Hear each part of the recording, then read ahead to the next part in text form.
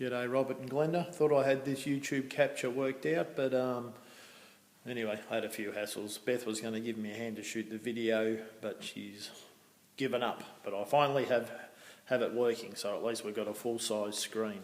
What I just wanted to show Robert was the race car now, stripped back to a bare shell. So I'm sort of back to where I started, more or less. But it's ready for painting. My paint guru Lee is coming around tomorrow to start some sealing up and whatnot, and the shell should be all painted within 2 weeks. I had to take the car back down Melbourne to have a new brace made. The first one that they put in there for me wouldn't allow the bonnet to close, and today Dennis and I loaded it up on the trailer and we took it to the upholsterer. He done the back seat. It's not sitting in there properly yet, but had to just cut some holes in the seat here for the roll bars and that to go through. And basically the class rules are the seat doesn't have to be usable, it just has to look like there's a seat in the car. So sitting there a bit rough, but we'll get that sorted out. I made up a bit of a trolley to, now that there's no suspension in the car front or rear, she's all just a bare shell. I just made up this trolley here so we can move the car around and get it on and off the trailer. It works pretty well. We've been able to, takes us about 10 minutes to load it up and tie it down to transport it somewhere, and that's all good. So basically all the bits that were on the car are now spread over the floor, and it's quite amazing on how much bits and pieces there are on a car that doesn't have it's a race car, so it's got a lot less gear than a normal car, but it still all adds up. So that's all the fuel system that was in there, my seats, gauges. Basically what I've tried to do is pull the car apart, and all the back parts of the car are up one end of the shed, and as you sort of go along, that's the front of the car more or less.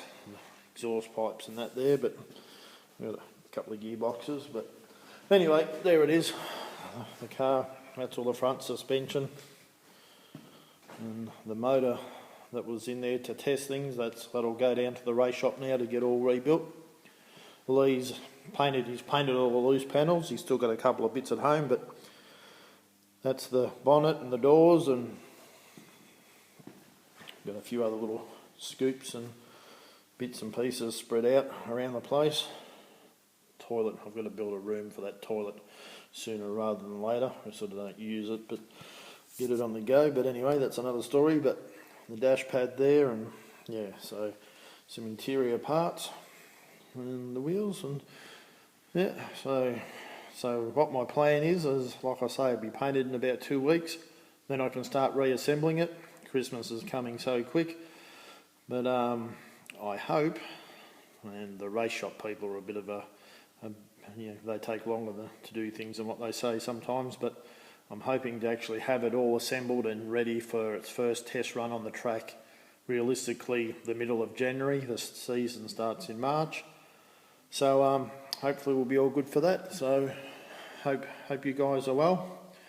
I am going to send an email, got a few things on the go, and I'll give you a look at my car there while we go. The GT's in another shed. But anyway, I'll give you guys a ring, and I'll send an email, catch up to date on a few things, and with the new project that I've got on the go, and hope yous are well. And we'll...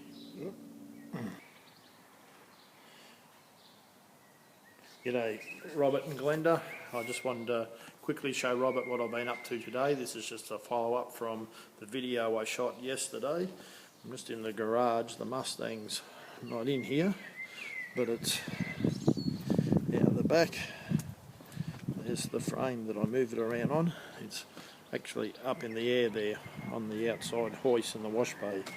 The plastic down there, I've painted, first part of the painting process, I painted underneath just this afternoon. It's actually still all a bit wet. Paint gun there. That's nothing too exciting. Move around. It's a beautiful day here, a little bit breezy, probably breezier than I wanted for painting the car, but anyway, it's done now.